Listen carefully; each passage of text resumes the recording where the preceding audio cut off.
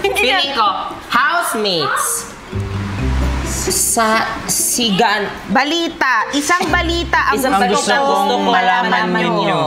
Ngayong araw, ang bawat isa sa inyo ay magkakaroon ng makeover!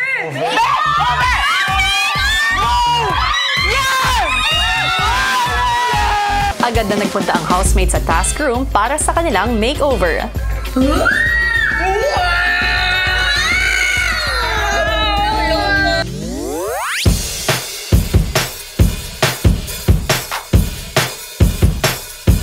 Sobrang saya ko. Parang manginginig ako sa saya.